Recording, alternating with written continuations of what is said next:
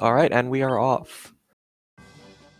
So right away, our runners are going to be performing a very important glitch. This is key to the any percent speedrun for the PSP version, and it is the reason why it is so fast compared to other versions of this game. You'll see our runners have bought a hammer now, and they are doing a very specific menu to glitch some knight's armor into their inventory, onto their party. And you'll notice they're also putting those knight's armors onto the gloves spot, which is normally something you're not supposed to be able to do, let alone that knight's armor is warrior knight specific. So this equipment glitch allows us to not only create items from essentially nothing. As long as we have the requisite item in our inventory, we bypass the class check for the item itself as well, and we are able to very quickly and easily gear up our party for anything that they might encounter along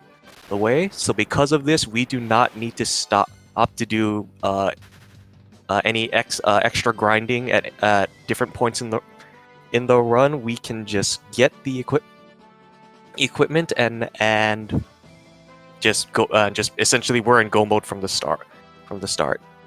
Welcome in there. Nope, you have not missed much at all. This is just the very start of the run. Now our runners now are going to be performing the second equipment glitch, with HolySmith being the first one to get to the Chaos Shrine here. Ausabe looks like getting a little bit unlucky with the encounter luck, and that will play an important factor later on into the run there. So that leather cap that HolySmith picked up in the Chaos Shrine there was glitched into the Judgment staff, and we will be using that as our main source of damage for this early portion of the game. So, talking to Garland now. Garland has kidnapped the princess, and we are just going to smack him to death with light bulbs. Very nice crit from the thief there. High roll from the black mage, and with the white mage's death, that is Garland knocked down. Ausabe finishing up the Judgment Staff glitch there, and we'll be on Garland shortly as well.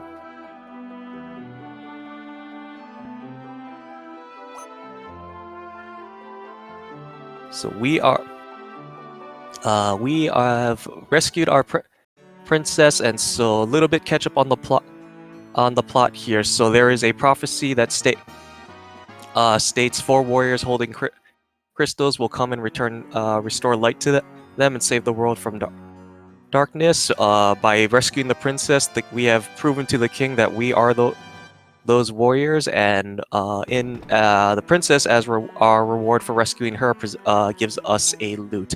The loot is a key item that will be not actually used at all until the very end of the run, but in the original NES version, it was possible to completely forget the loot. So in remakes, what they want to do to make sure that you couldn't possibly get stuck, for us, it will be probably about an hour and an hour and 15 minutes later or so. Just to make sure you couldn't get stuck, they made sure that you could not get the loot. If you try to leave without talking to the princess, she will call you back to present the loot to you, and that wastes an additional 5+ seconds on the animation for that there. The king's rewards us for rescuing the princess by commissioning the bridge to be rebuilt, which just finished up on HolySmith's screen here, and now we will be making our way to the town of Provoca. Nice. Cutting a nice little quality of life change here that was added to the PSP version is that they allowed us to skip cutscenes, and that one cutscene alone on the bridge does allow us to save about, I believe it's a minute and a half if I time the cutscene correctly from that one there. So that is a very much welcome addition there.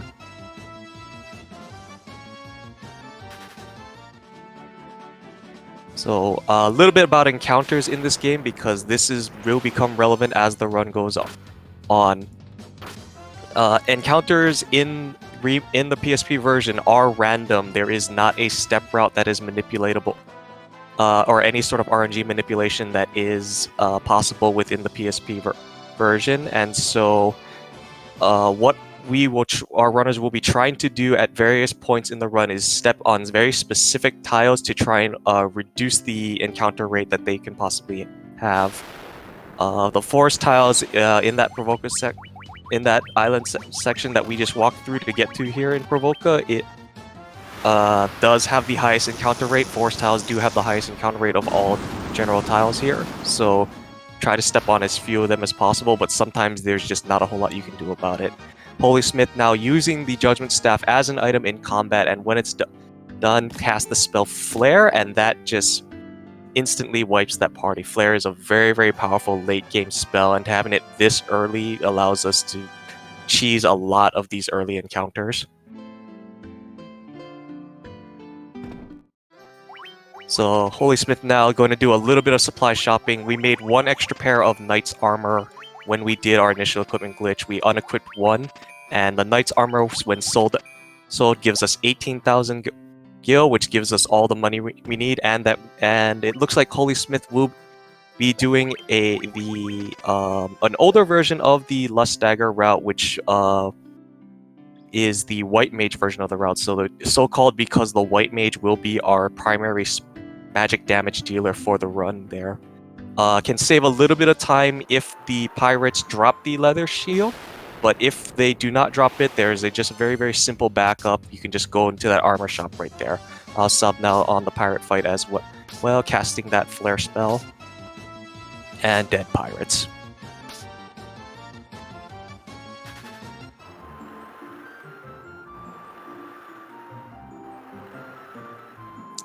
So HolySmith now making their way down to the town of Elfheim. You'll forgive me if I switch back and forth between names here. I've watched several different versions of FF1. So, and then HolySmith going to do a little bit of a detour here. So one way you can do this is you can step into the castle and immediately step out. That will reset your threat counter on the overworld and reduce the chances of getting an encounter rate here.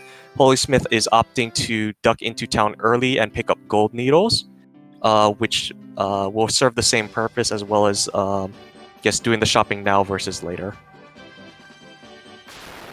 Ausabe now leaving Provoca, and we'll be heading down to Elfheim here, and HolySmith will be making their way to the Marsh Cave.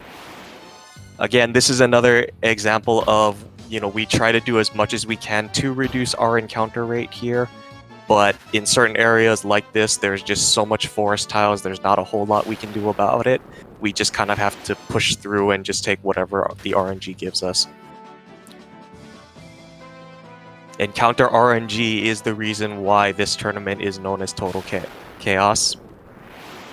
The encounter, because of how fast the run is overall, in terms of being able to just be ready with the equipment and very, very minimal level grinding that we need to do throughout the course of the run. Encounter luck is the difference between your run being above an hour and 30 minutes and below an hour and 30 minutes. And if you're trying to push down for those really low times for a PB attempt, encounter luck plays a big factor into this.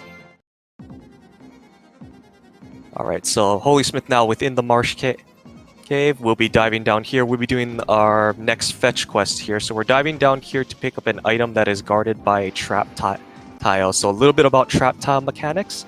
Trap tiles are specific tiles on the map where if you step on them, you are guaranteed to get an encounter. And this encounter that we are going to be stepping on is going to be a Pisca Demon encounter. It's going to be 2 to 4 Pisca Demons. We would like to see 4 Pisca Demons because we are a little bit concerned about EXP for our mages here. Actually, if HolySmith is doing the White Mage version of the route, it might not matter as much. So the 2 Pisca Demon pack here should actually still be okay.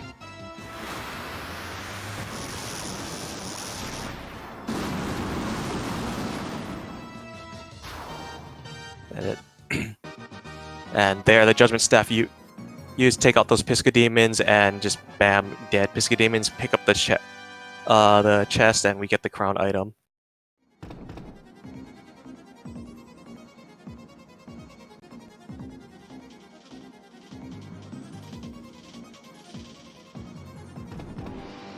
Alright, so now we're making our way out of the marsh cave here, and it looks and we're gonna make our way up to the northwest castle to do our next fetch. So in a casual playthrough, what you're intended to do is actually go to the northwest castle first. There is an NPC that tells you that his crown was stolen and it was taken into the marsh cave.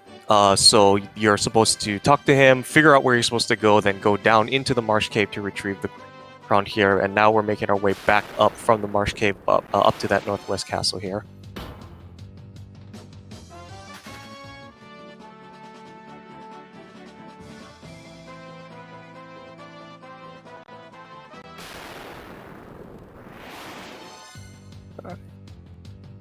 So now on the Pisca Demon fight, got the 2 Pisca Demon encounter as well. Very, very fortunate there that the thief did not go down. The knight is a little bit... It's alright if that one goes down there. And it looks like Ausabe opted to physical down the Pisca Demons, which is fine. None of the party died there. And then on a HolySmith side on the right-hand side of your screen there, you find out that the NPC that gave us the quest was actually the dark elf Astos, and he tricked us into giving the crown for him. So what we're going to do now is we are just going to judgment staff him to death there, when a little bit of a backup is to physical between the warrior and the thief. This allows, just in case our damage rolls on the flare spell aren't quite high enough, the physical attacks between our warrior and our thief usually are enough to get that last bit of damage we need. Flare, although it is a powerful late game spell, it is still damage is still scaled in the remakes with intelligence, so sometimes it's just not quite enough. Beating Astos gets us our Crystal Eye, which is our next progression item here, and so we will be using that to backtrack all the way to the Witch Matoya, which was back actually closer towards the northern area north of the bridge that we passed. A lot of this early game is designed as a back and forth fetch quest because this Final Fantasy 1 was one of those early NES era style RPGs. Because they couldn't have what you would do in a more modern game where you have this very expansive map, they just decided to ensure that you go back and forth that they added content that way. So I'm getting a little bit locked with the gas there, opting to do the safer route of killing them with the judgment staff there. It's a little bit longer because of that judgment staff animation, but it's much better than losing time to being fully paralysis locked. As now HolySmith is now encountering something similar, but was able to run away fine.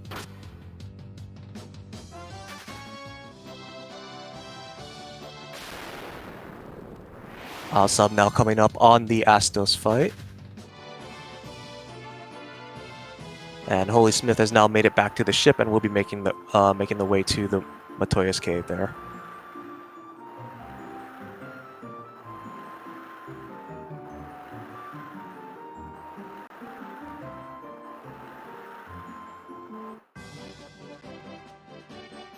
Okay, Death Spell from Astos, that is a spell he can do, but that did target the warrior, and even though it did hit, that is actually the best target for the Death Spell to hit.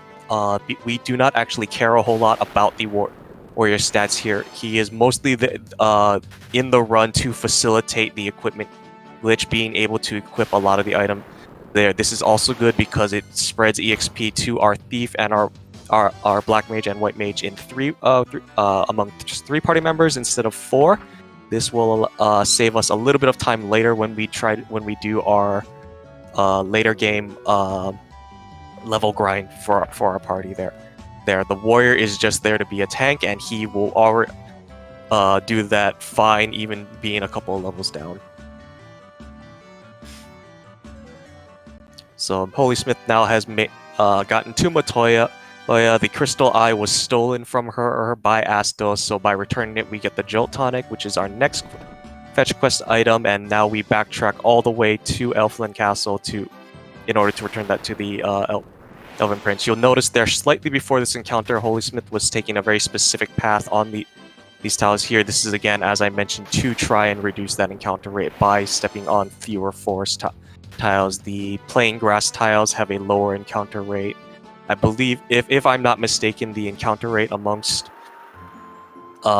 different overworld map tiles, it's forest tiles, then plain grass tiles, then marsh and desert tiles, and then finally water tiles, be that river or ocean.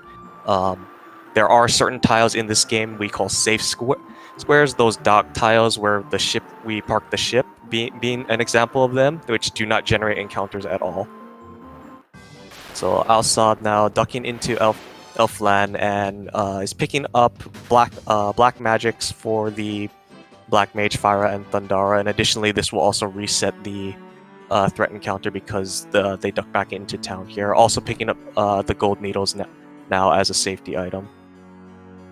HolySmith now delivering that Jolt Tonic to the Elven Prince on the right-hand side of your screen.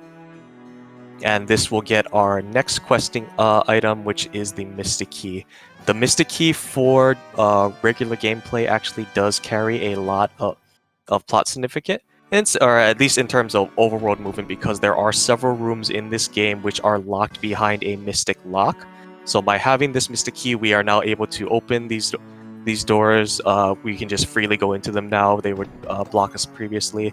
We're going to raid the Elf Castle's armory here for the Mithril Hammer, and we're going to use that for the Thief's Armlets. These will get, in addition to stacking up higher defense on our party, the Thief's Armlets have a bonus of they give us a flat +5 to our agility stat for each Thief Armlet we put on. This is a benefit of the equipment glitch, so we get a nice flat 15 bonus to our agility, and between all of these Thief Armlets, we are now very, very favorable to run from most overworld encounters.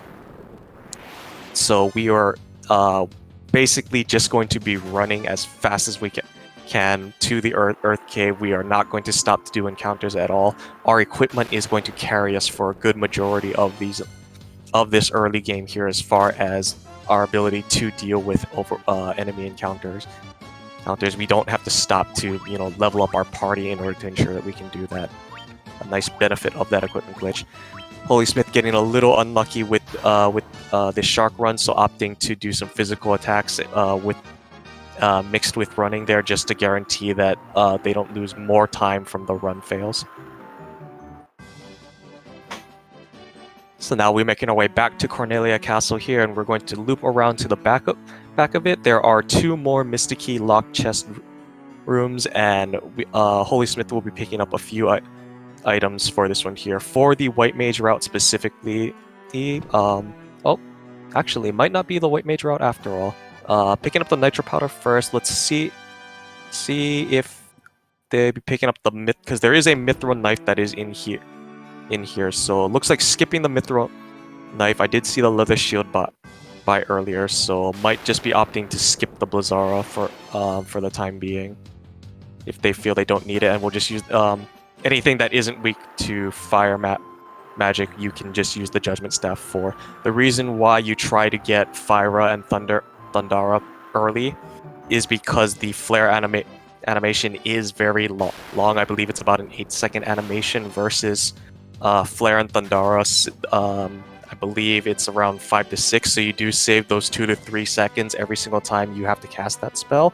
And over the course of this run, that does actually add up if you have to cast the Judgment Staff a lot. So HolySmith now making the way into Mount Durgar or the Dwarf Cave.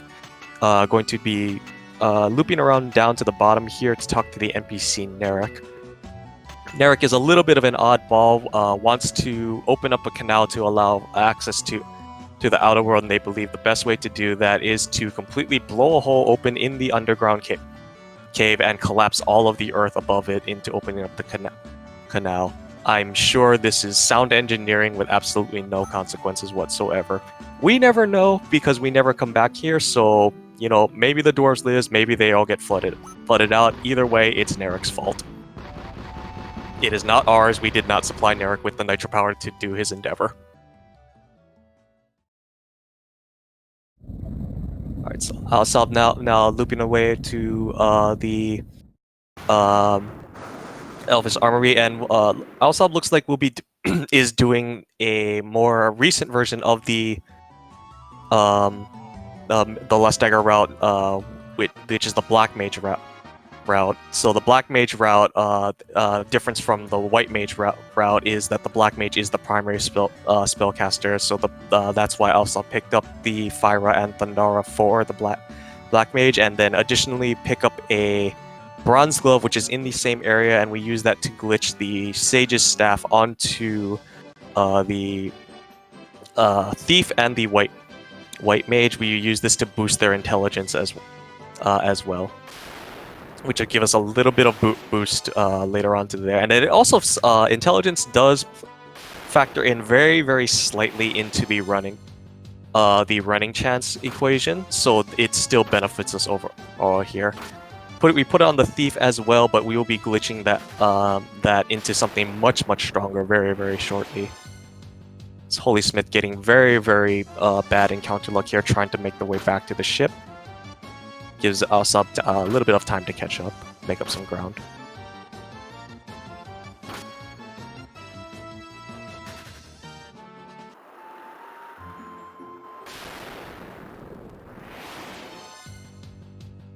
Sahagin Big Eyes is fine. Again, with those Thief armlets equipped, we are very, very favorable to run from a lot of these overrun encounters. So even these Sahagins, which normally are a very hard run, very quick one round one after the Sahagin win there. HolySmith now in the town of Melmon, picking up arguably the most important piece of equipment for the equipment glitch, the Steel Gloves. We use the Steel Gloves to glitch onto both our Warrior and our Thief, and a late game item known as the Barbarian Sword. This Barbarian Sword is bar none the most overpowered weapon in this game. It was added as a reward for the bonus PSP boss Cornelia. The Barbarian Sword has a flat 125 attack and additionally gives you a plus 15 bonus to your strength stat. There is not a single weapon in this game that comes close to the amount of raw damage that the Barbarian Sword puts out, and so we will be using this to be our primary boss killing weapon. So this kind of gives a preview into how our final party composition looks there, with our Warrior and mainly the Thief being our primary sources of physical damage there. Our White Mage will primarily be our healer at the late game, with the Black Mage providing our AoE damage throughout the course of the run, as well as being our haste enabler at the very, very end of the game. So now HolySmith is the first one to enter the Earth Cave, and this is where we can potentially see a lot of lead swings there, with a lot of opportunity for catch-up and lead changes. The Earth Cave is a particularly dangerous area even in a casual playthrough, but and one particular floor that we want to be extra safe on is the 3rd floor. HolySmith being getting a little bit unlucky with these encounters here, but nothing too terribly dangerous on these first couple of floors. The worst thing that can usually happen is you'll be poisoned. That's fine there. What we don't want to see though is coming up on the 3rd floor. So the 3rd floor of the Earth Cave has Pisca Demons, which we previously saw at the Marsh Cave. Those are back, and they are still flagged as an unrunnable encounter because they still have their boss flag equipped. So if we run into them, we will have to fight them. And with our current intelligence, we are not guaranteed to take them down. In a Thundara, it is a damage range, so you can go for it there, but it might take you an additional round. So sometimes it is better to opt to use that Judgment Staff to guarantee that one round, but again, the Judgment Staff animation is very long. Additionally, there are a lot of undead encounters on this floor, which can paralysis lock our party if they should ambush us. We don't have any great way of guarding against that status ailment at the moment there, but least of all that we want to see is cockatrices. Cockatrices can show up in packs of 2 to 6, and if we see a large pack of them, that is a very high potential for our party to get petrified. Petrification does flag a character as dead, and they will not gain experience, but they will not take any further damage. HolySmith did glitch that Mage's Staff when they glitched the Barbarian Sword there, so has that available to them, so can use the Mage's Staff to cast Fyra instead of that that flare animation there and has now made their way to the vampire.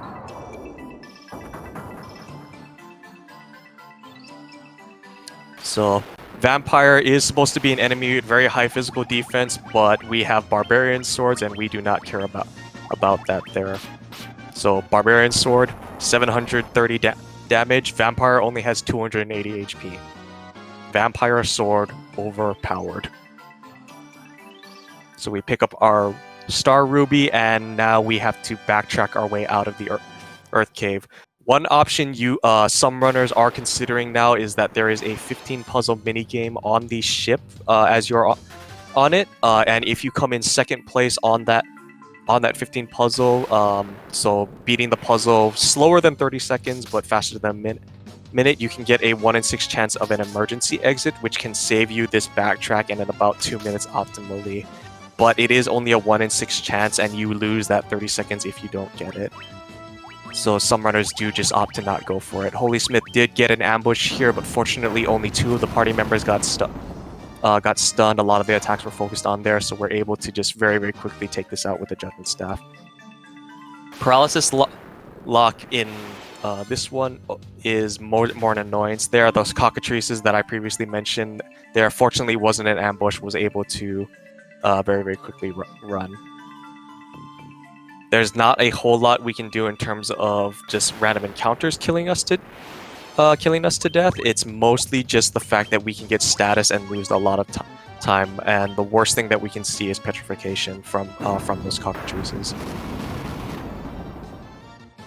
HolySmith opting to do a safe strat rather queuing up that Mage's Staff with one of the party members rather than running with all of them, just to guarantee that if those run chances fail, the fight does end in 1 round. So Pisca Demon encounter here once again. These are still unrunnable from the Marsh Cave, and so they will need to use the Judgment Staff in order to kill them out there and just out that long animation. So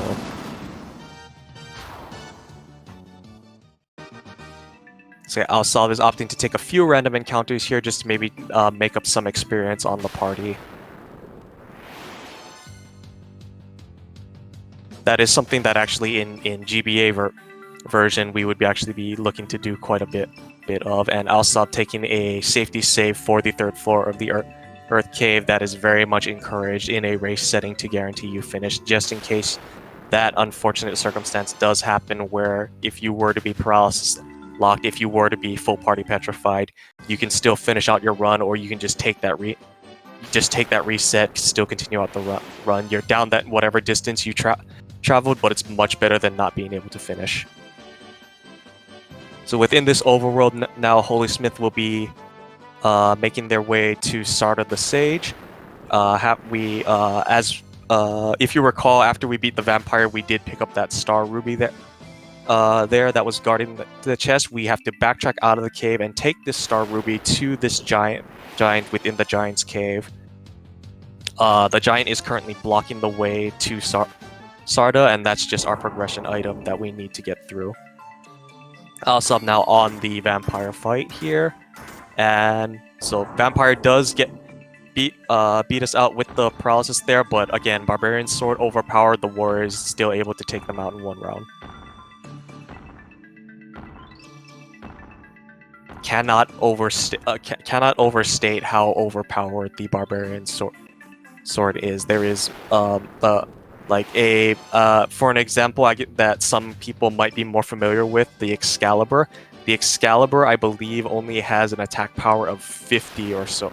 It's 50 or 55, and it does not give you that strength boost additionally. So we are doing over double the damage that we would be doing with an Excalibur with that barbarian sword.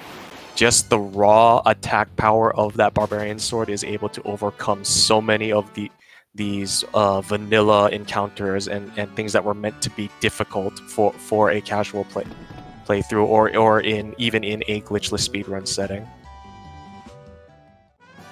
So HolySmith, now we talk to Sarda the Sage here, and he hands us the Earth Rod. This is the item that we need to get past the...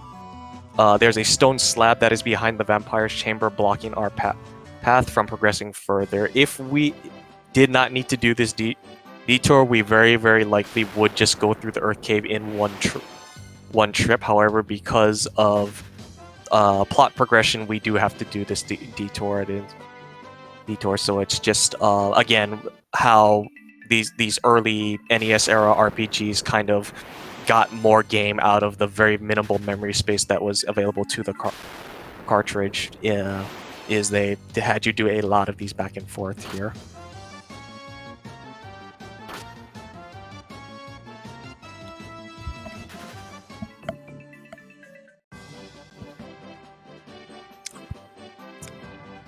Our runners will wave to each other as they pass by here. Ausabe unfortunately got an encounter along the way, but that's quite all right. And HolySmith now making his way back to the Earth Cave.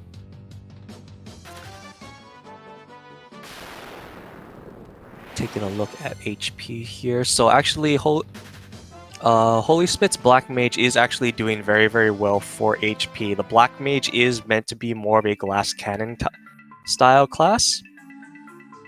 And so while they do put out very, very high magic damage, their HP growth is not great comparatively overall. So seeing 120 for this portion of the game is above average, and we would like to see that continue. Ausabe's is at 100 on the Black Mage on their side there. That is also average, but that is good to see here. I have had runs where my Black Mage at various points of this run still be below that 80 HP. That is not unusual for a Black Mage. So seeing 100 plus HP is very, very good to see. HolySmith now back on the 3rd floor of the Earth Cave, making their way to the Lich encounter. Now Cockatrice is showing up, but again, not an ambush, totally fine. Just making the way down, we are just going to beeline it to the Lich. Lich is going to be probably our first area where safety saves are a must, as HolySmith did get the ambush by the 9-pack here. Fingers crossed that we do not see a whole lot of paralysis. We do want to see most of those attacks going into our warrior and our thief. So I guess a little bit about targeting in this game is that the party member in slot 1 where the warrior is the most likely to be hit, and it gets progressively lower as you go down into the party, with the mage's slots actually being about 1 in 8. So good to see that all the attacks went into the top 2 party members. We didn't get paralysis lock. That allows us to very quickly just take down that group with that spell there. So very, very fortunate we did not get paralysis lock there.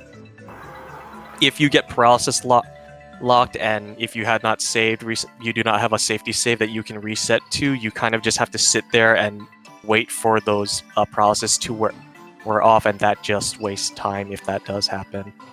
We do not want to see that happen to our runners. So 4th floor largely uneventful, and HolySmith was able to get through there, and now on Lich's floor.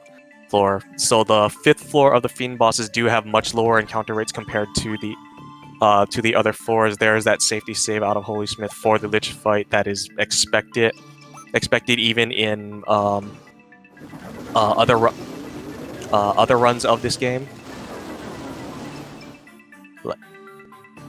Because the reason why that safety save is so important is because even with all these Thief's Armlets, Lich does have a chance to outspeed us, and if he does, he can potentially cast Blizzara as his first spell, and with our current party, we are very unlikely to survive that spell. It does about 130 damage on a low roll, but on average it will do the 150.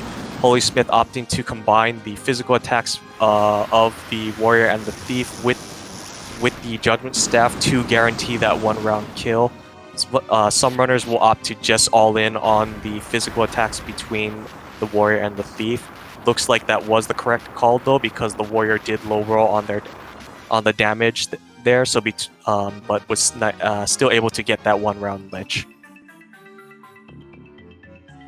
Very, very good to see there. Lich does have 1200 hit points, and I believe between the Thief and the Warrior only did about 900 damage because of that low roll from the Warrior, so the good thing the Judgment Staffs were there to cover the remaining damage. A little bit longer Lich fight is and still first try is much preferred over having to take the reset, because a single reset in this game does take you about 10-15 seconds just to get back into your file, let alone the little bit of text box mashing you have to do when you first talk to Lich to reinitiate the fight. Ausabe now on the 4th floor as well. Out of the heavy danger zone, could still run into cockatrices and raids here, but not nearly as frequently. So now that we've beaten our first fiend on HolySmith's side of the screen here we actually will be going to Crescent Lake for our next overworld movement item. After the early game is very much railroaded in such a way to direct you to the Earth Cave. You would find that you wouldn't have a whole lot of places to go even after you blew open the canal. However, even after you beat the Lich, you'd still wouldn't have a whole lot of places you could go to until you grab the canoe.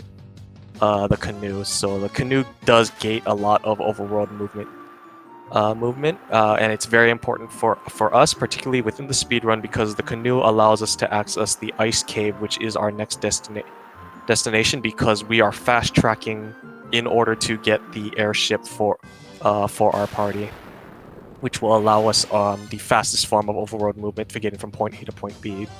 Sub now on the Lich fight, opting to do just the physicals with the party there. That was a low roll from both the the Thief there, so unfortunately was not able to get to that 1200 damage needed. Fortunately did take that safety save though, so has that backup there, can just try the Lich again.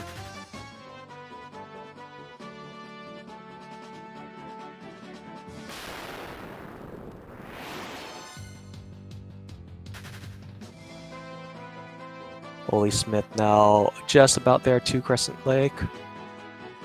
Alright, so within Crescent Lake, we're going to be detouring to the couple of item shops here. We're going to be grabbing Mithril Gloves as well as a Mithril Axe for our party to do our next instance of the equipment glitch. So unfortunately was not able to do the 2-round there, but with the Warrior's high HP at full health was able to tank the Blizzard, and so ended in 2 rounds. So very, very nice second try Lich for us up there. HolySmith now back on the right-hand side of your screen is using those mithril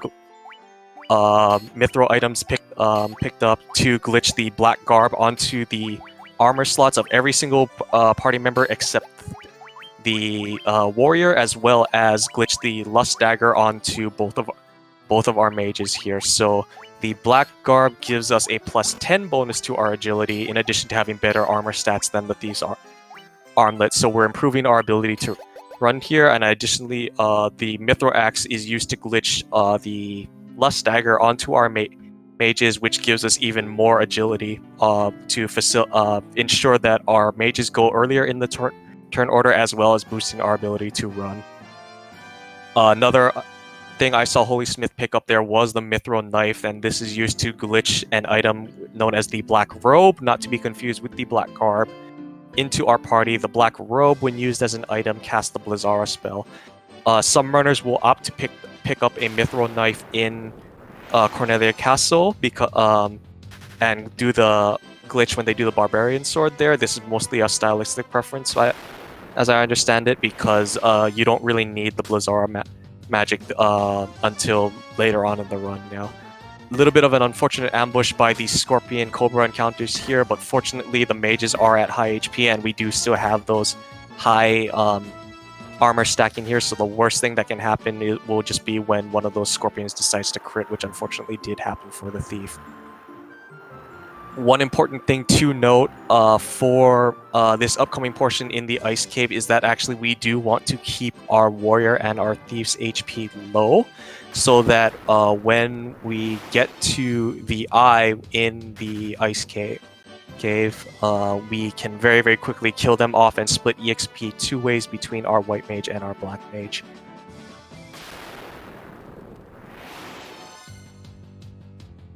So the reason that I believe that is the reason why HolySmith is opting to leave the thief dead for this moment. There, it is a little bit risky because the thief does have better stats on the part than the warrior because of those black garbs.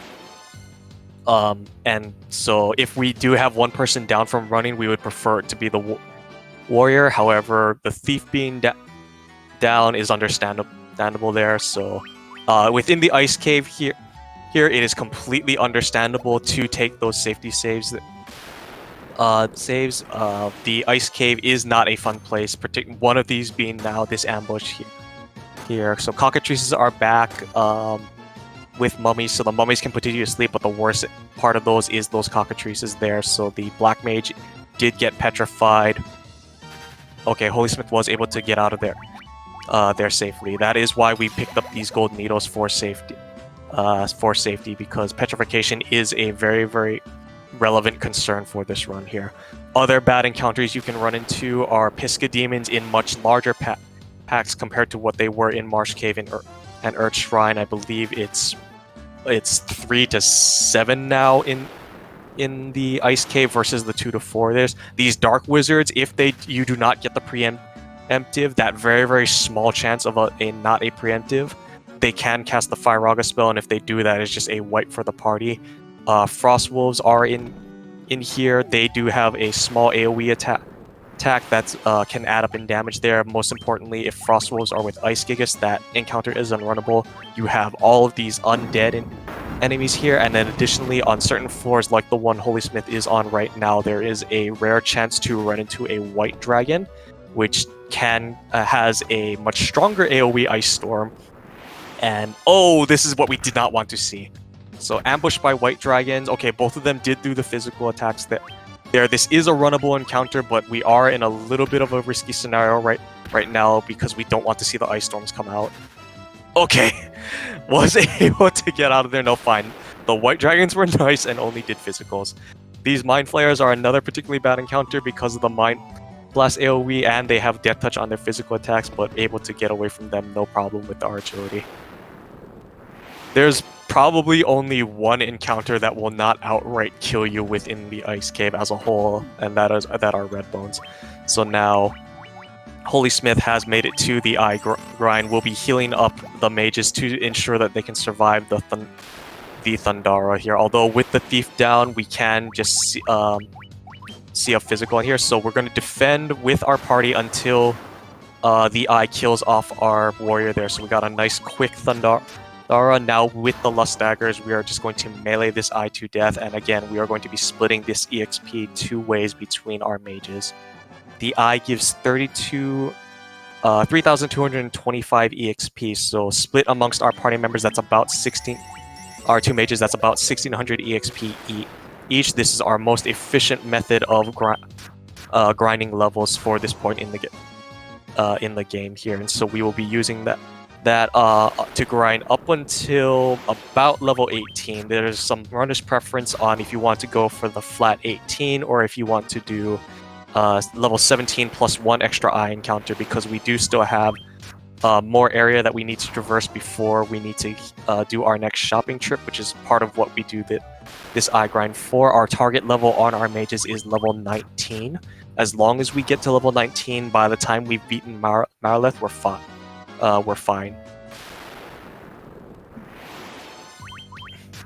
So, nice convenient part about splitting this EXP between 2 party members is that it's about a level every eye or so. As we start to get up closer to our gold level, it does become about 2 eyes per level, but this is the most efficient method of grinding levels for our party here. So Ausabe now already has the thief and the warrior dead, and is look like opting to keep them dead through the ice cave there. So a little bit risky with keeping only 2 party members alive there, but they do have the Lust Daggers and the Black Guards there, and they are our best magic damage dealers. So they will be barring ambushes. Fingers crossed, they will be fine there. Looks like HolySmith opting to bring the thief up in order to get a little bit of EXP onto the thief just before leaving the the eye grind. So the reason why we leave the warrior dead is because for these next portions of the game going into the Citadel of Trials, we want to split EXP 3 ways amongst our party members instead of 4. This will allow our mages to not only progress their way towards their target level. We do also want to see a little bit of EXP funneled into the thief. If the thief can get to, I believe it's level 15. When they class change into a ninja, they will be able to learn up to level 4 black magic, and that would allow us to buy haste for the ninja, which can potentially save us a turn on the chaos fight. Ausabe running into that Pisca Demon pack there, so again, this is still an unrunnable encounter, so we'll need to take them down with AoE spells there. Looks like a little bit of a miss menu on the Fyra rather than the Thundara. So we'll have to sit out those turns. But with all of this defensive gear that we have equipped, barring a critical hit, we should not have any fear of damage there. So just using that Judgment Staff to just wipe them out in one go. HolySmith now out of the the Ice Cave, and making their way down south in order to pick up the airship now. This will allow us our fastest form of overworld movement, as well as allow us to get to our optimal travel route throughout the game here. Kind of the intended order, if you were doing this in a more casual setting, would be is after you pick up the canoe, if you talk to the sages, they direct you to the volcano to kill Merilith. So you're intended to row the canoe through this little river maze to in order to get to Merilith, but that's slow, so we don't do that. That is a much better use of our time in order to go to the Ice Cave first and just pick up that airship and then come back.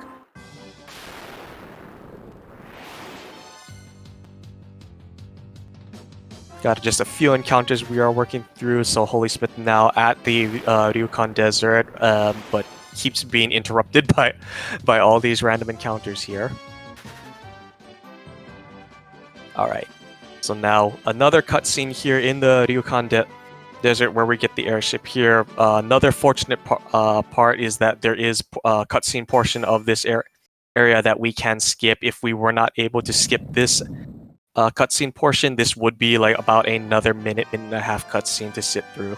But we are able to bypass a good majority of it from the animation of the airship rising out of the desert. Ausabe unfortunately looks like had to take a reset there, and we'll have to backtrack traverse down to the through the ice cave again. Unfortunate, but does have that safety save at the beginning of the ice cave there, so it is still able to finish out the run. Just going to be down some time here, so HolySmith will be able to build on their lead. But again, this is by no means over. There are several opportunities with encounter luck for Leech to just completely flip. This a winner is is not decided until Chaos is dead. Ausabe getting, I don't know if that's lucky or unlucky that they've seen 2 white dragons within the first 2 floors of the ice shrine there. Did get a preemptive on one and dodged the worst attacks on the other there. Now sitting through a Spectre Wraith ambush, as long as the Black Mage stays up, should be fine there. We can between the Lust Dagger and the Thief's Armlet, the Black Mage should be able to quickly get their turn. There we go. Okay, 4 of them did go, so a little bit scary there. HolySmith now back on the right-hand side of your screen there, has made it to the Citadel of Trials there. We do have to speak to the NPC in order to activate the teleporters there. You could skip them in the NES version there. And going through this teleporter maze now. The teleporter maze casually might have been a little bit confusing, but for a speedrun setting, a very, very simple tip to remember is just to always take the bottom teleporter. Have we seen a war mech yet? I believe one runner, Cruel, in our tournament has seen a war mech so far, but that is our only one of the, I want to say, 20-ish matches we've played so far. 20-plus-ish matches. Okay, Ausabe did get the ambush by the Dark Wizard, but did not get the Firaga. That is the important part, so was able to dodge the encounter there. Whew. Yeah, only one. It is a 1 in 64 rare encounter in remakes. They did revert the encounter rate back from the 3 in 64 that it was in NES. It's actually less of a nerf and more of a reversion because they buffed and Warmech's encounter rate in NES, so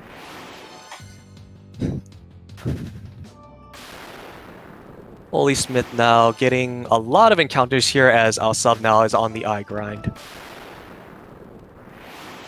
Alright, so got another trap tile here on HolySmith's screen here. We'll be having to step over this trap tile twice for these nightmare encounters. They will be our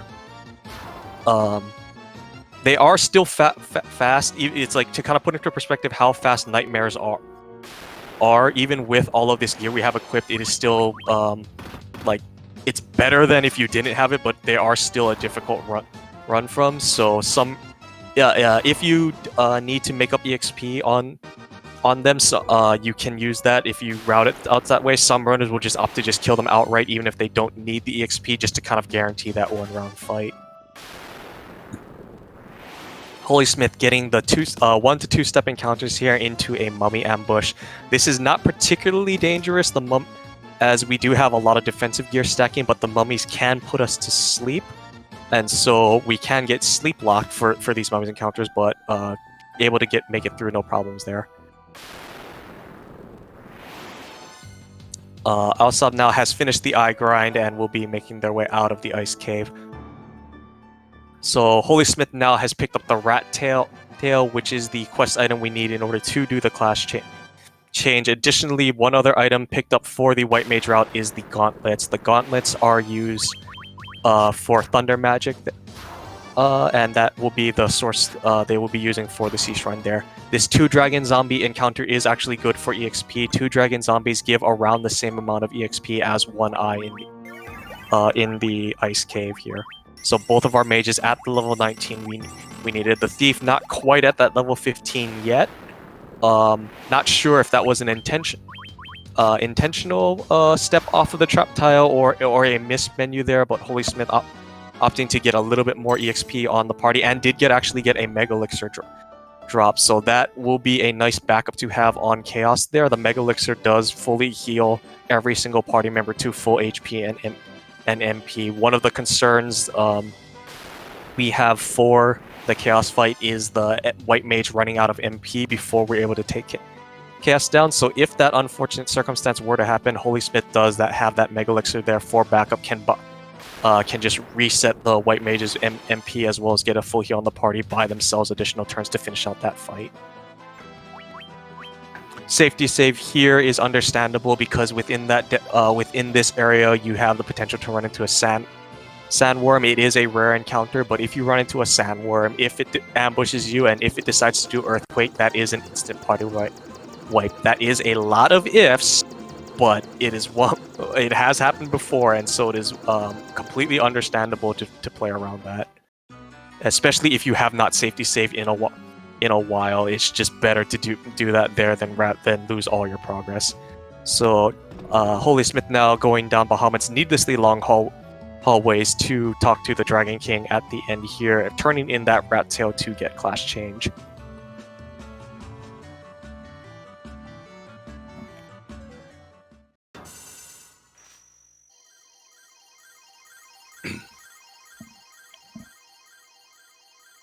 So the class change for the route, in a glitchless or a casual setting, class change would be relevant because it would allow your party to equip better gear as well as have access to the higher levels of magic. Some magic, from level 5 through level 8, some magic spells are locked behind class change. So, for the PSP any percent run specifically, we only use it for the magic spells in order to get teleport for our black mage in order to save some backtracking. The white mage would be able to learn Heal Aura without class change, but it's just a nice convenience there. So it looks like HolySmith is opting to grab that Heal Lara and teleport spell early. This is usually done after Marilith.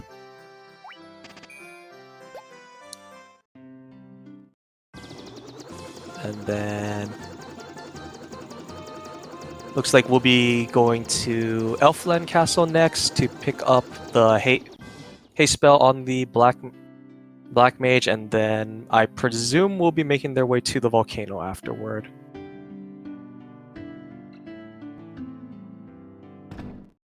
So now making their way over to the Citadel, taking that safety save again to play around that Sandworm encounter. So let's see where HolySmith decides to go next. Looks like we'll be opting to go to the volcano next. So we'll be on to our second fiend here. The volcano is a very, very trivial dungeon in the speedrun. What you're kind of intended to do in maybe a more casual playthrough would be to avoid as much lava tiles as possible, because the lava tiles, if you step on them, you take 1 point of damage, and because you're in a literal volcano, there is there is lava everywhere. And so to try and minimize the damage, you might want to try to avoid the lava tiles. In a speedrun setting, we actually want to step on as many lava tiles as possible, because the lava tiles are safe squares. Kind of a byproduct of having the property where they deal that damage to you is that they're not programmed with encounters on them, so it is possible to see a 0 volcano encounter. That dream is dead for HolySmith. It did get that 1 encounter, but still, that's fine. Usually, you want to see 0 to 1. 2 is starting to push it, and anything 3+ is a little bit on the worst end of RNG for a PSP volcano. The one danger we do have to keep in mind for the volcano is that because we are taking all this damage, okay, looks like this Ogre Mage might be the unrunnable formation that does spot. Okay, no, was able to get out there. There is a unrunnable formation there with that Ogre Mage, but was able to dodge it there. So if you notice that our party is precariously low, this is kind of a danger of the volcano, is that if we get an ambush or if some enemies do outspeed us, even with our armor, we still do take about 1 damage on our stuff there, and we sit at 1 HP for a good portion of the volcano. So we do want to try and avoid that death as possible. Some runners will opt to heal in the middle of the volcano just to kind of play around that chance. So HolySmith now on Marilith for our second of our 4 fiends, the Fiend of Fire. Marilith is not a particularly dangerous boss for our party. The worst thing she can do is cast the fire spell, but Barbarian Sword plus a little bit of Lust Dagger damage for coverage just in case they're dead Marilith. Yes, HolySmith on a very, very good pace with a 58-minute Marilith there, but I believe still needs to do the shopping for Oxiel before they go into the Sea Shrine, so we'll need to do a little bit of a detour there. So probably maybe about another 2 minutes to do that shopping trip. Ausabe now has gotten the Rat Tail, and will be just has to make it through the Dragon zombie encounter to finish this out. So about a dungeon or so behind, but still very, very much possible for a comeback to occur. So got the level 19 on the party, and we'll just be beelining it out from this point.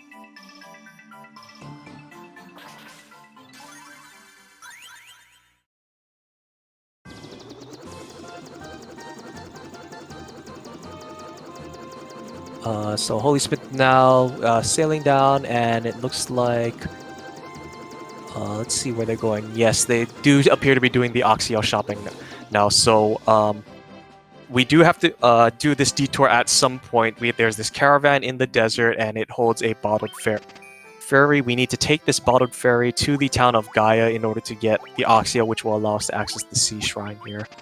Gonna sell. Looks like HolySmith is taking this opportunity to clean out inventory of items that's not needed any. They think they don't need any more, and then we'll also be picking up some Giant's tonics while we are here. After you pick up the bottled Fairy, what they added to this shop was these tonic items that give you temporary bonuses that last for the duration of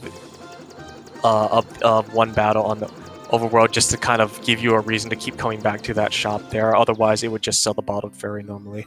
So now we take that bottled fairy back to the town of Gaia. The fairy escapes out of the bottle, and then we go all the way around the backside of the town to talk to her in order to get the Oxyel, which is needed to enter the Sea Shrine.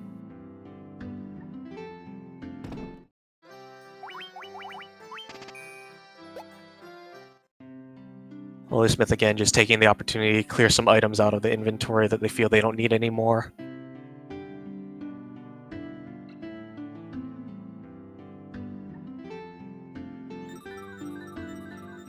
So both of our runners getting a quest progression item here. Ausabe on your left getting Clash Change, and HolySmith on your right now acquiring the Oxyale.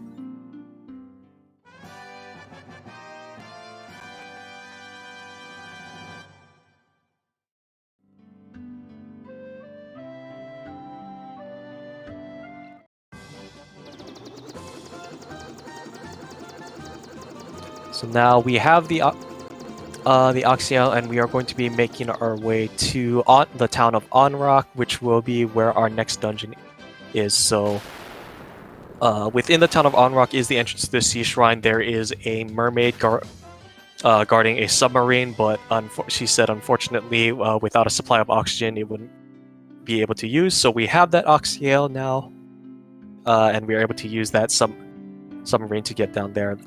HolySmith getting unfortunate here with the NPC block. Okay, got around there. NPC block is weird in this game. There sometimes, depending on how long you're pushed up against them, they can very instantly just change tiles again. What we don't want to see is them block our way to that submarine. Another odd quirk of the PSP version here is that for whatever reason, when you click on the submarine to interact with it, the menu cursor defaults to no. So if you're just trying to mash out through that text box, sometimes you might not get into the submarine because you are just very, very quickly mashing no. Ausabe looks like they might have caught up a little bit. They're actually just doing the Oxyale shopping and getting the Oxyale out of the way now, so that way they can just fly north to the volcano afterwards. So Ausabe still has to do the volcano, so again, about a dungeon behind here.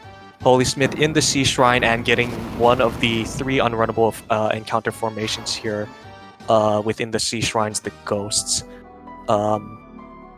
Not particularly dangerous, unlike some of their undead counterpart. They don't actually stun. But the trade-off being is that they hit very, very hard. But we have fire magic to deal with them, can very quickly deal with them. So HolySmith now on the mermaid floor and has picked up the Rosetta Stone, which is a quest progression item we will need in order to access the Mirage Tower. It's a item we need as part of a multi-step process to access our final dungeon.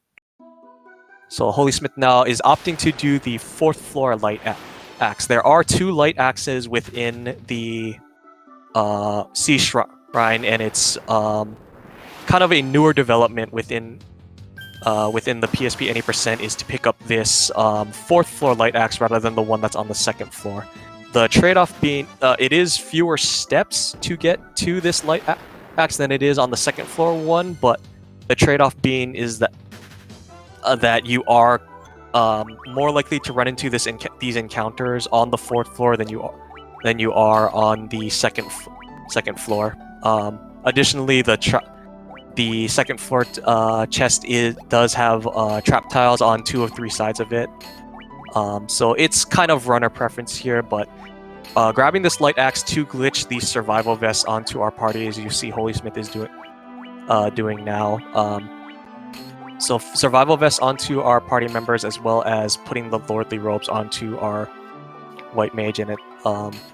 So these will give us even more agility than we already have, and then since we're in the menus already, we can just teleport out there. Ausabe looks like getting a little bit lost in the volcano there, but appears to have found their way now back on track. some of the dungeons can be a little bit of a turnaround if you have not really memorized out the map or have not run the game in a while. But the main thing is that you want to be very if you do get lost, you want to be cognizant of your HP, because as I mentioned, you do get dangerously low from stepping on all of these these lava tiles. But Ausabe now has made it to Marilith's floor, so it's just going to be healing up the party. Unfortunately, looks like ran out of healing items, and so we'll have to operate on the party being at a low HP. With our agility gear, we should be able to take Marilith down before she does anything particularly dangerous, but this safety save under the circumstances is understandable. So HolySmith now has made one tile away from the last floor of the Sea Shrine. So Ausabe opting to just go all-out attacks on our party member to guarantee that Marilith goes down in that one round. Nice was able to outspeed, and that is a dead Marilith.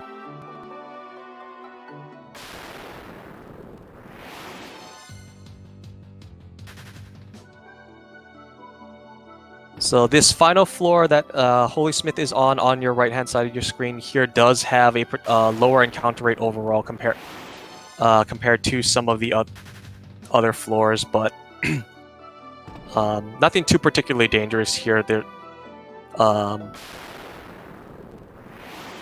But you know, as I say that that has a low encounter rate, that there's probably more encounters that I've seen on this floor at any other point than any other run so far in this tournament there. So safety saving on the on there, and then now we're at the Kraken fight.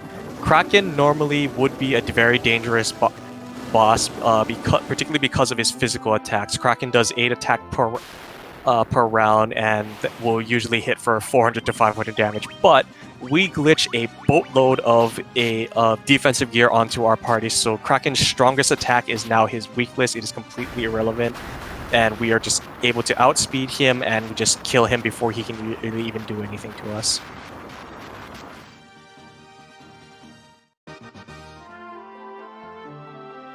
So Ausabe has picked up the black magics now on that black mage, and will now be making his way to the Sea Shrine now. After detouring to pick up Hilara and teleport. Getting a little bit turned around here, but looks like was able to find their way.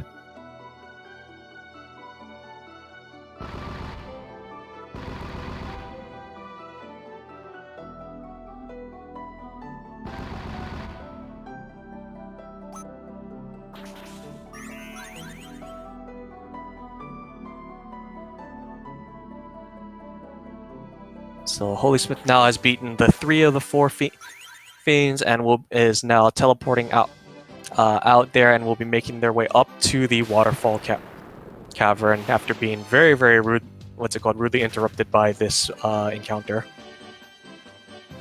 So the waterfall cavern is not a particularly dangerous area. It's more of an annoyance than anything else, because it does have kind of a high encounter rate for a cave dungeon. Additionally, it is a very small encounter, encounter table there, in the sense that there are only, I want to say, 4 groups of enemies you can run into. Only one of which is unrunnable, which is the green dragons there. That is the one encounter we don't want to see, but we can run into very common encounter in this waterfall cavern is the nightmares, which we previously saw back at the Temple of Ordeals. They are still fairly difficult for our party to run from. We are much more favored now to run from them, but HolySmith getting very lucky with these encounters, mostly being clay golems at the moment. So, as I say that, now finally runs into the nightmares there, but looks like was able to get away with no problems there. So if we did not have the teleport spell, we would have to actually backtrack our way out of this cave here, but a nice benefit of teleport is that if you are in a 1-floor dungeon, teleport is programmed to take you to the previous floor. If you're in a 1-floor dungeon, it will just take you completely out of that dungeon you're in. Getting a little bit bad luck here with these nightmare encounters as we get closer to the warp cube robot, but looks like able to progress through without too much issue.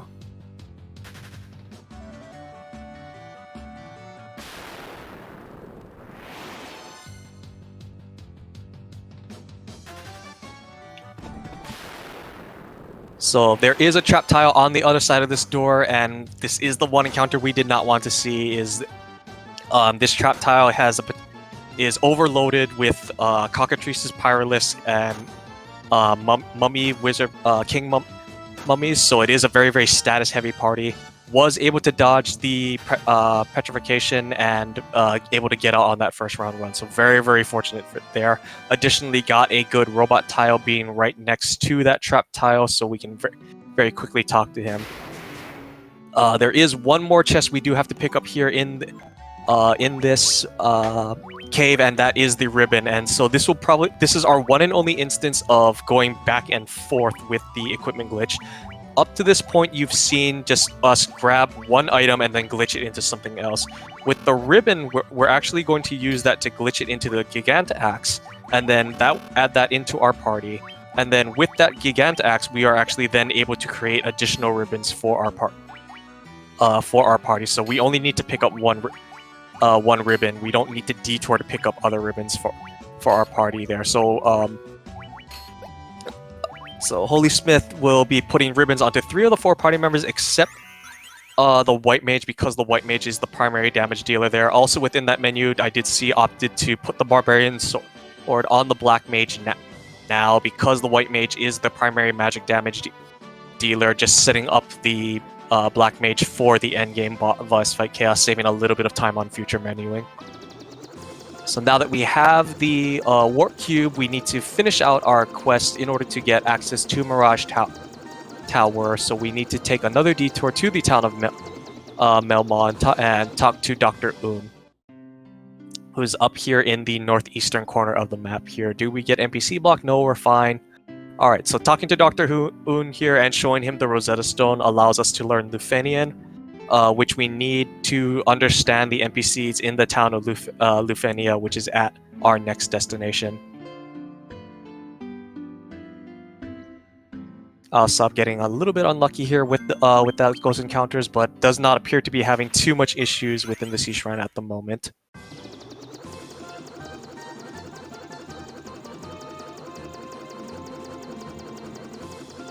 Dr. Un.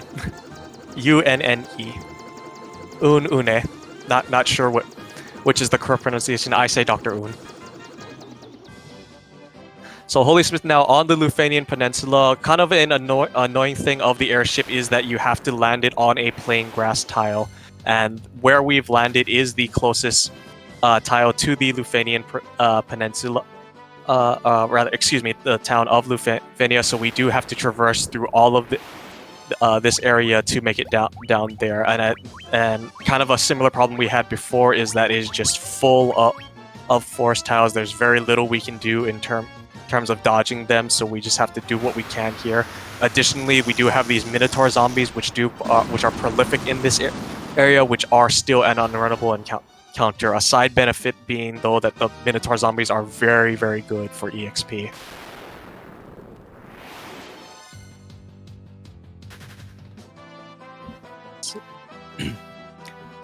Making our way to Lufenia now. Just got a few more tiles to go. Another Minotaur zombie encounter. Once again, unrunnable. So we'll just need to fire them down and kill them quickly. Ausabe now has gotten to the light axe and will be glitching those survivor vests onto the party.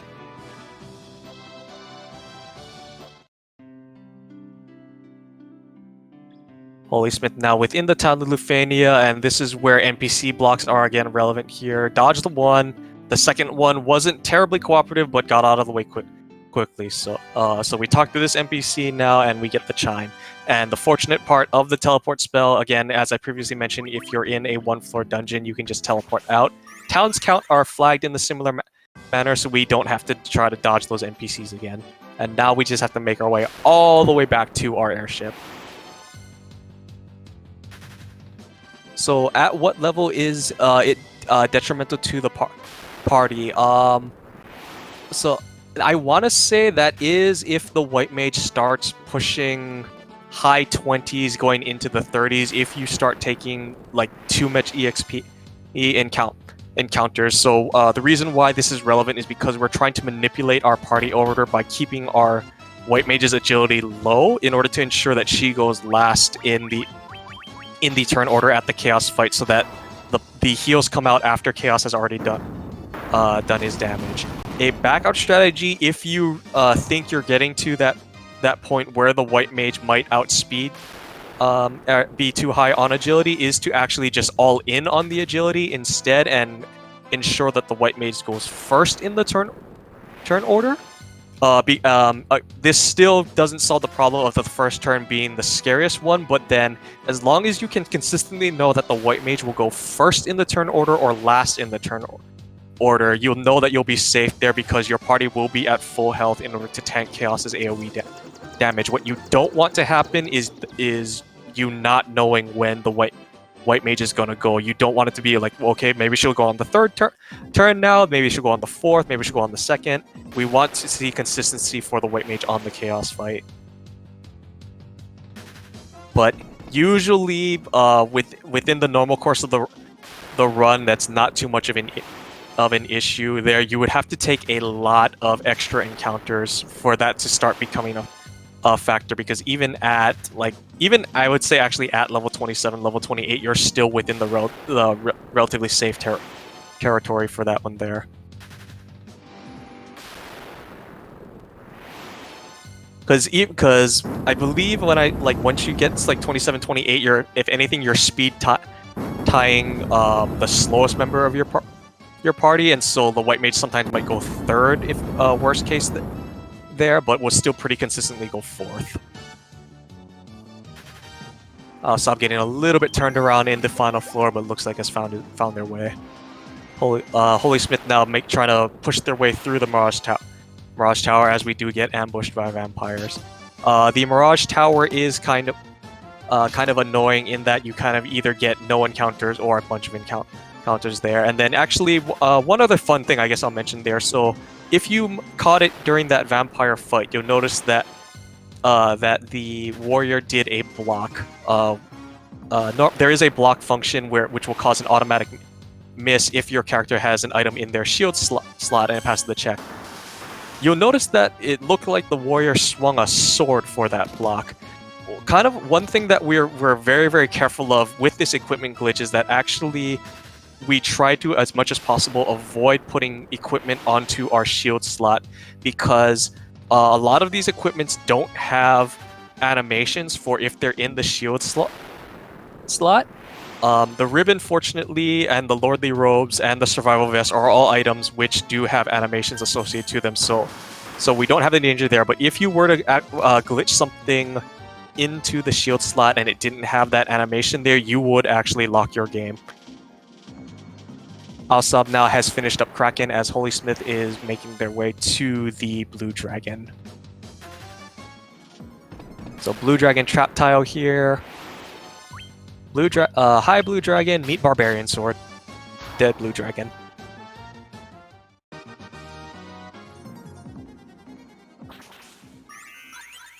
Alright, so HolySmith now in the Flying Fortress, and this is going to be another very, very short dungeon for the party here. The only thing that we don't want to see is the Evil Eye, which is a unrunnable encounter. It is returned from the Ice Cave and is still unrunnable.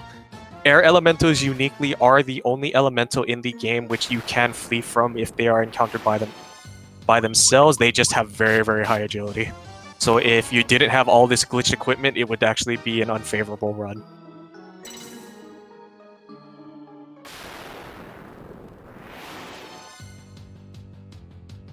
So just gotta make our way through these first couple of floors here as Ausabe is making their way to the Waterfall Cavern to pick up that Warp Cube.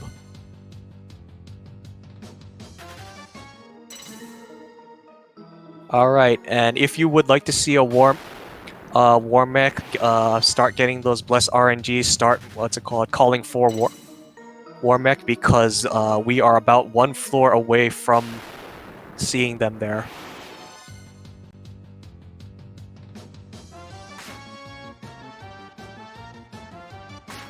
So HolySmith just has to make this way through this looping floor, and then we will be on the Bridge of Destiny where we can potentially see a War Mech.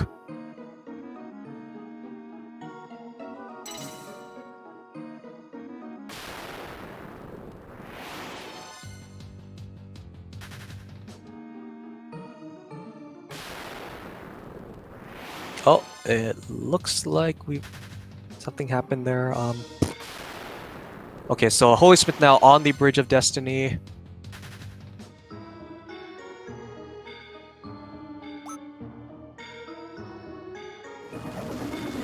Do we see a War Mech?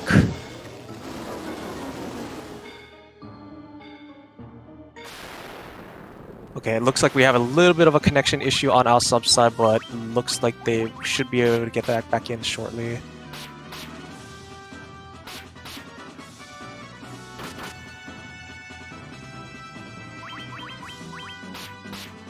So unfortunately, it does not look like we've seen a War Mech yet.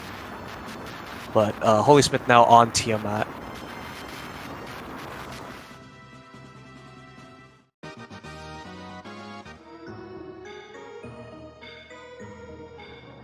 Okay.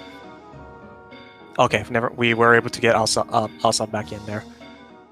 Little bit of a stream connection error there, so well, should be fine now. All right, and that is Tiamat down for HolySmith. Tiamat can be a little dangerous because Tiamat does carry a lot of AoE skills there, but able to get through that just fine there. We didn't see a War Mech on the Bridge of Destiny, but don't give up hope yet. We still have a potential chance. There are about 15 tiles after this little short cutscene with the bonus dungeon unlocking that we can still see the War Mech there. So hope, Hope is not lost yet for the War Mech there. Still got 15 tiles. That's still 15, 1 in 64 to the 15th. That's actually the calculation for if you've seen a War Mech on every single tile, excuse me. No War Mech.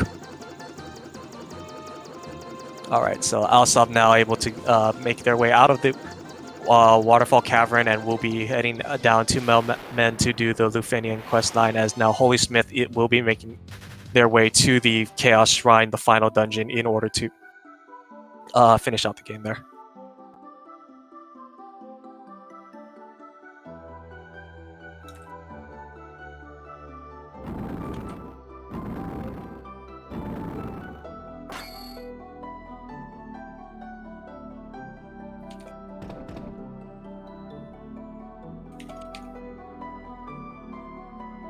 So this NPC was added to the bonus dungeon. That's the extra bonus dungeon that was added to the PSP version of the game. If you had never played a previous version of of Final Fantasy, you might have thought that you have to go there to enter the final dungeon. No, you actually just have to go back here and talk to this little black orb.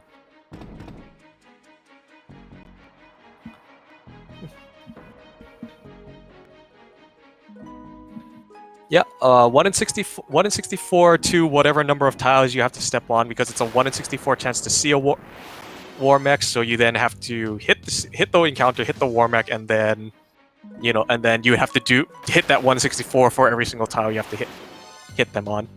So somewhere in the neighborhood, it's highly unlikely.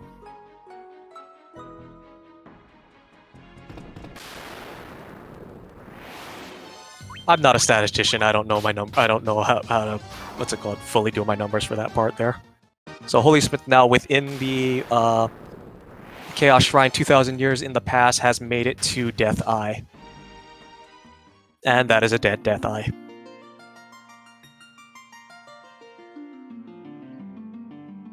Alright, so Black Knight's not a problem, can still run from them there, and now we finally use that loot to open up this stone slab to progress further down into Chaos Shrine in the past.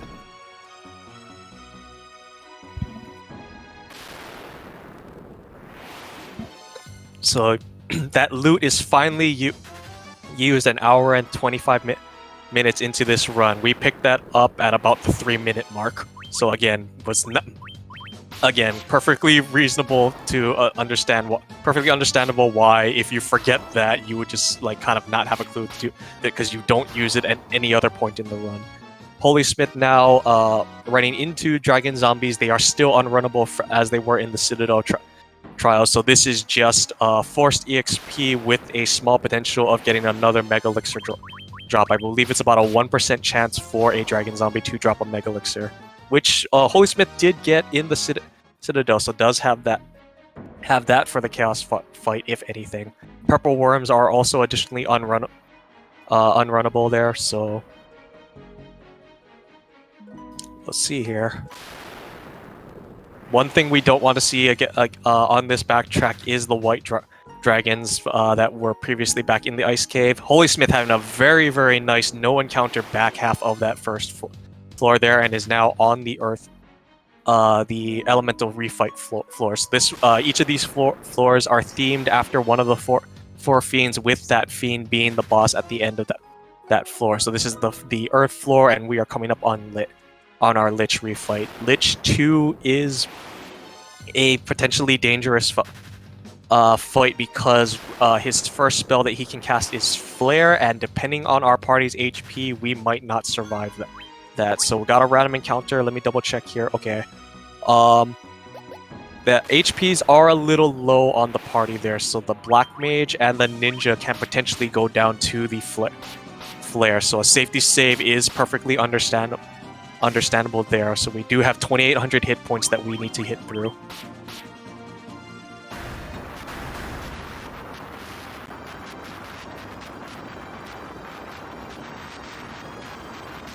And it looks like we were able to get through that Lich 2 with no problems. Nice Flareless Lich.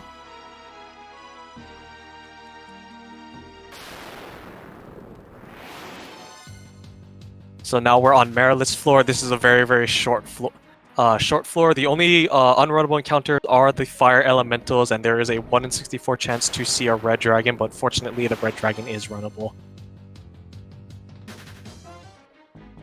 Nice little thing is that the alternate is that we have a long floor followed by a short floor. So Merilith and Tiamat's floor are very, very short for the speed run here. As we try to push through now, Merilith has 3,200 HP that we have to go through. So we are just going to use our members that have barbarian swords to just swing and kill her down.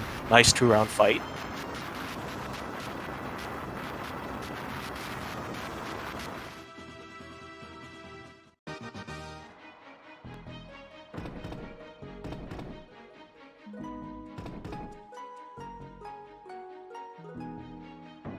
So on the Sea Shrine floor now, having a very nice stretch of no encounters there, but does run into the water elementals now. So water elementals uniquely are weak to ice magic, not thunder magic, which is like some of the which you might default to. It's actually ice magic that they're weak to, and they are the unrunnable encounter on this floor. Unfortunate ambush here by these Sea Snake Scorpion Troll combination, but nothing too dangerous. The worst thing that we can potentially... Actually, no, we can't even be poisoned anymore because we have ribbons. HolySmith does appear to have a Lordly Rose in the armor slot of the white mage. Going to lose a little bit of time to that regeneration animation because when the Lordly Robes are in the armor slot, they do grant the equipped character passive regen. So a little bit of time lost there, but doesn't appear to be too much of an issue now. HolySmith opting to do the haste strat on the ninja for this Kraken fight here. Ink is actually great to see because all it does is waste Kraken's time. We have ribbons. We're not going to be affected by the blind unless the status crits. Ausabe on the Bridge of Destiny now. Do we see a Warmech on their side? Okay, got to Tiamat without a Warmech, so no Warmech there yet, but still has that potential. Cracking down on HolySmith's side of your screen.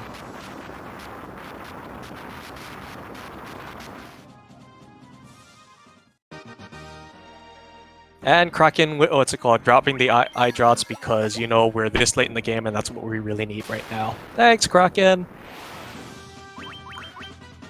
So HolySmith on the Tiamat 2 refight as Ausabe is on Tiamat 1 fight there. Thunderbolt coming out on Ausabe's side. Black Mage unfortunately goes down, but that is Tiamat down for Ausabe. Yeah. Tiamat 2 does have 5,500 HP that we have to work through here, so a little bit longer of a fight there. So haste on the ninja is what's it called? Optimal to increase that DPS there, and that is Tiamat 2 down.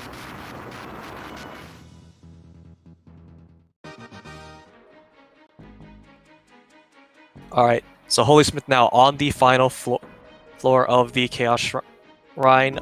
There are no encounters on this floor, so you can take as much time as you need to set up your party, move things, do your final equipment checks, make sure everything is where you need it to be for the party there. So just taking a moment to double check the equipment of our party members here, putting a ribbon on the white mage, taking the Lordly Rose off the armor slot. Still has survival vests on the white mage though, and ethering up the mages for this final fight, and then safety save for that reset there.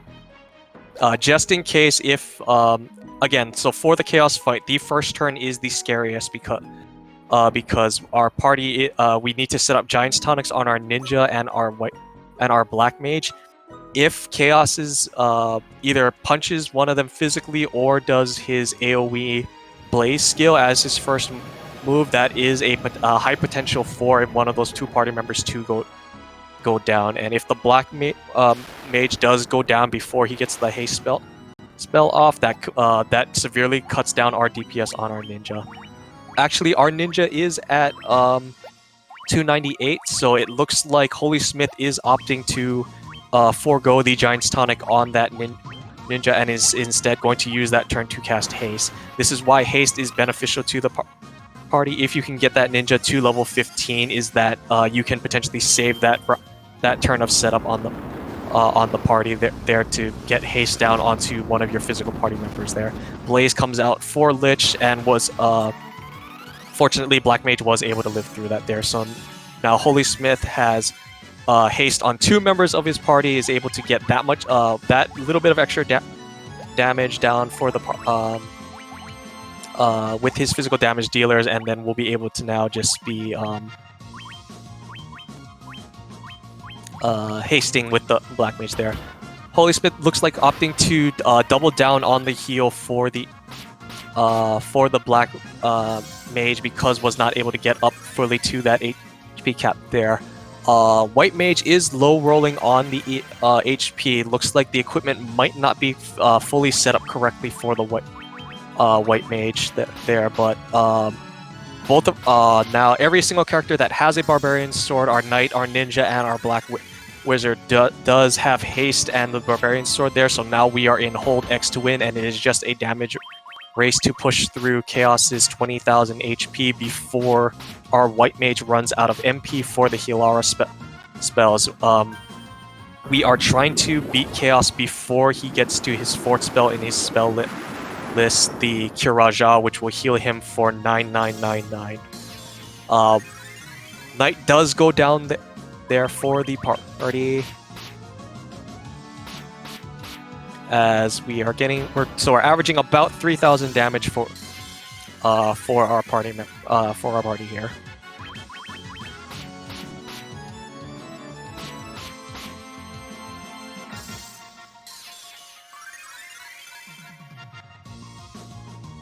There's Cyclone for Chaos.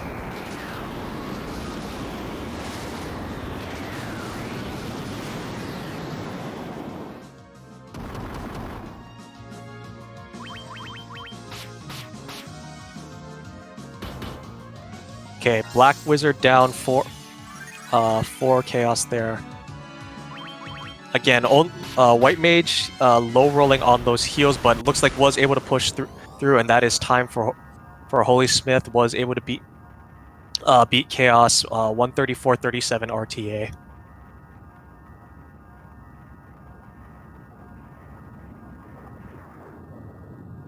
So now that is chaos down for HolySmith, and what's it called? We're just waiting for now Ausabe to finish out his their fight.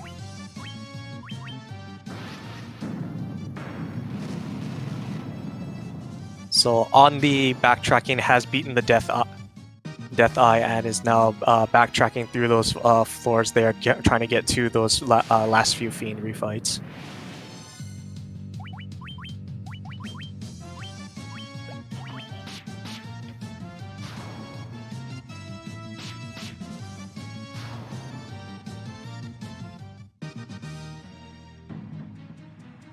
So for on Ausabe's side, the ninja is at about 250, and the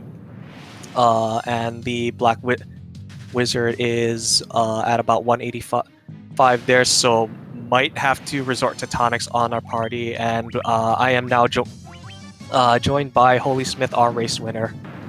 Hello. Congratulations on your race. Thank you. Sadly, that was about chaos. To be a PB if was not the chaos. Yeah, I did see that the white mage was kind of low rolling on the heals. There it was a I don't did you have the lordly robes equipped on her? Yep.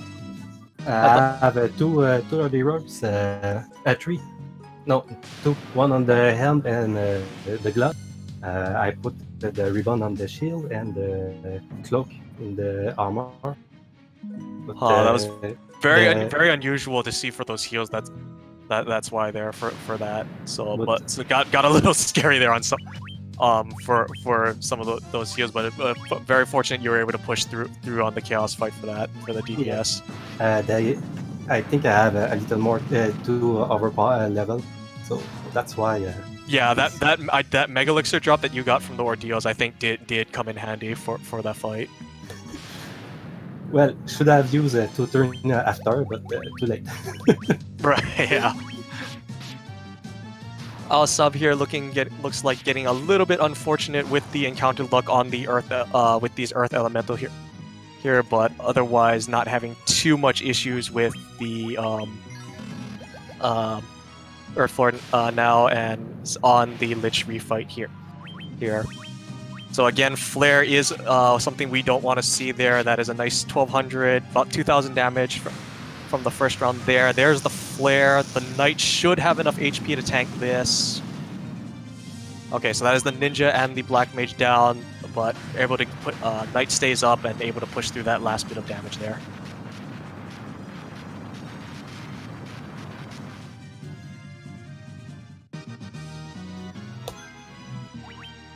I got a lot of preemptive encounter on my run. Hope Ausabe get some too.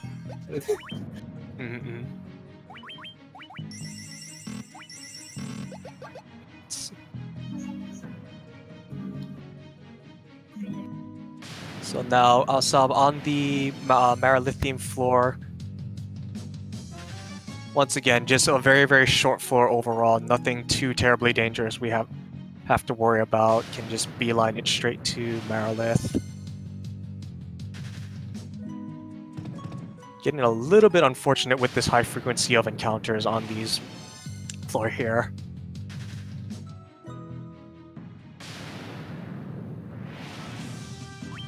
Alright, so on the Marilith fight now. There's the Firaga coming through. It shouldn't be too much of an issue because we have ribbons on a majority of our party, but the Black Mage does go down. That is unfortunate. The Black Mage is our only party member that does not have a ribbon equipped at this point, but able to get through Marilith without any issues beyond that.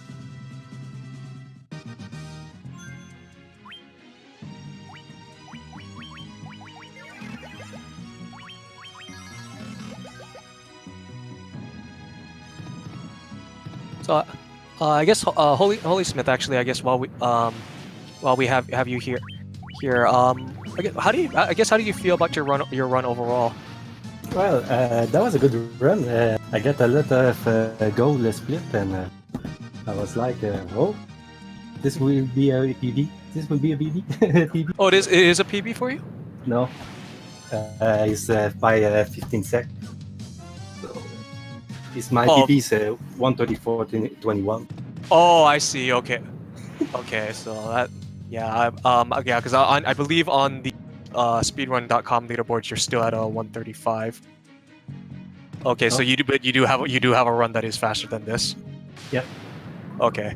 Well, it's still a very good run overall. 135 in a race setting with additional safeties, and just, it's like the game realizing, oh, you're in a race. Let's just throw all the bad RNG at you. Yeah, but I play safety all the race. So normally I play more of less safety than that. I was like, oh, okay, I have free time, so why not?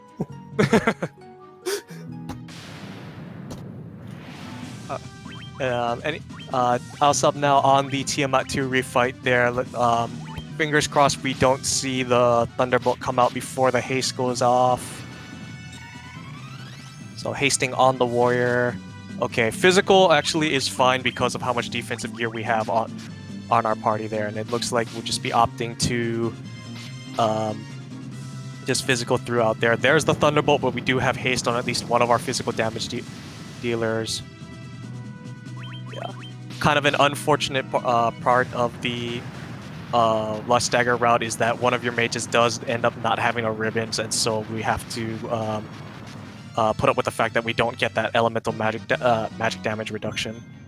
But Ausabe now has beaten Tiamat, and very shortly will be on the Chaos refight. Excuse me, not Chaos refight. Final Chaos fight. Okay, got ambushed. Got a preemptive against Stone Golems. Very good there, as long as they're not Iron Golems, because Iron Golems are the 1 in 64 rare unrunnable encounter on that floor.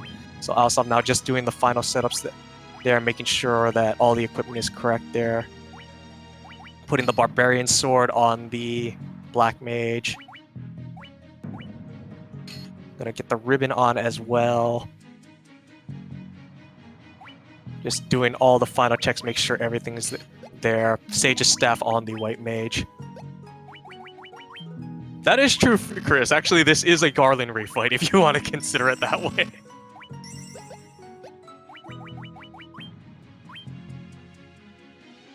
Alright, so there's the safety save there for Ausabe now, and then we are in the Garland refight. Yeah, Garland refight, Chaos fight. Darn it, Chris, you got the Garland refight stuck in my head now.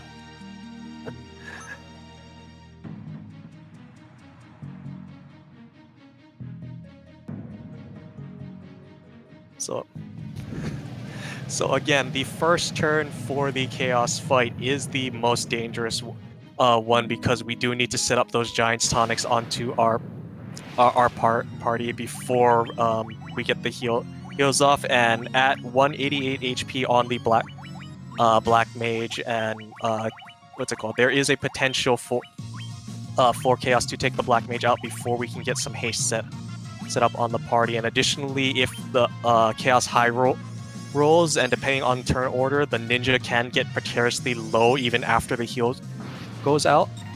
So we want to ensure we do everything that we can to keep our party up. Physical on the Knight is actually a great turn 1 outcome, because the Knight has just great physical defense overall. So got past the... Okay, so our party is still at full HP, and so now we're just setting up Blaze on... Or, excuse me, haste on our party as the Blaze comes out from Chaos there. But again, we got the Giant's Tonic out, and there was a physical first turn, so we were able to get our healing off there. So now our Knight and our Ninja are hasted, and then we just need to set up haste on the Black Wizard, and then it's just hold X to win. So I believe we're past the dangerous part, and it's just a couple of minutes of holding X to beat down Chaos.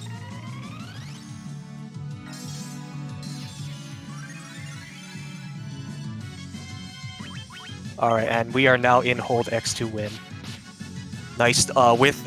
Between the Barbarian swords on our 3 party members with the haste, we average about 4,000, 5,000 damage per round. Chaos, it only has that 20,000 hit points, so only a few more rounds before he's down.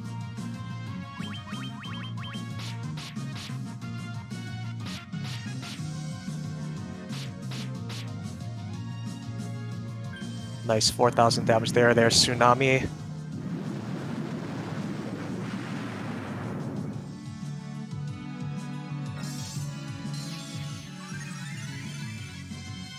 Should be very, very close here. We're coming up on that damage mark, and if not this round, probably 1 or 2 attacks on the next, if I've been counting my damage correctly. There we go. That is time for Ausabe. 145, 18 RTA. GG, very well done to Ausabe. We'll see if we can get him in there for the thing, for a post-game interview. But I'm trying to actually think HolySmith, like what were some standout points for the run there. I know we had a few close encounters at some points, I believe, for paralysis and petrify lock. Yeah, I get ambush paralyzed with knife pool before Lich. Yeah, those were always scary to see there. And then I believe you were running White Mage route of the Lust Dagger, correct? Yep. Yeah. Did you? Oh, actually, one thing I guess I remember correctly. I believe if I recall on the Lich fight, you used you followed up the Barbarian swords with the Judgment Staff on your mages. Was that intended just for the race safety there? No, just don't remember. So okay, let's go. Okay. Okay, yeah, I wasn't sure if that was intended or not there, just kind of the down throw, because normally, yeah, it's like I remember it's like the mage will usually defend there for in the Lust Dagger route. Yeah, I did a lot of mistake on this one, what I trying to sell stuff, and I don't remember. So I go outside and do another shop for selling stuff. I see. Okay. So I try to run without nuts, and sometimes what I forgot. Okay. So, yeah. I guess while we're waiting for Ausabe, there is any shoutouts you want to make? You because you are the commentary, the restreamer, and the speaking gaming staff. What else? All people in the FF1 PSP tourney. It's fun, always fun to do some race with you, with people. Yeah, that's very thankful for that. There, yes, always good to see. What's it called? This race every single year. I'm still relatively new to the community myself here, but actually this this tournament does appear to really do bring the PSP community together, and it's good to see all these runners come every single year. So, Yep. Oh yeah, but actually, I guess I should let you go because I do believe you do have another match coming up. Yeah. Yeah. So. Yep. Yeah. So I'm sorry to keep you there. My fault on that. Well, we have a four-way mage, so it's not really. It's in 10 minutes anyway. So. Yeah. So, but I do want to let you, what's it called? Get set up, do all your preparations there. So thank you for joining me here, and good luck on your next race. Thanks. Yeah. The revenge of Ausabe. We will see. So, yeah. Good luck to you. Thank you. All right. That will actually do it for me here. I will. I'm just commentating this for first race here, and so my shoutouts. Again, shout out to the FF1 community. Shoutouts again to Speed Gaming for hosting this the restreams for the tournaments. There shoutouts to all of our runners. Everyone behind the scenes, from just our personal tournament organizers to the Speed Gaming staff that are all running around down there. If you guys are interested in running this game, there exclamation point FF1 PSP in chat. That will get you a link to not only like the tournament info, but also our FF1 Discord there if you want to learn more. And then if you want to learn more, so I welcome everyone to come learn this game. But that will do it for me here. We do stick around though. We do have one more race coming up for today. But I am Tokuhiro, and that has been it for me. Thank you very, very much for watching, and everyone. I hope everyone enjoys the next race.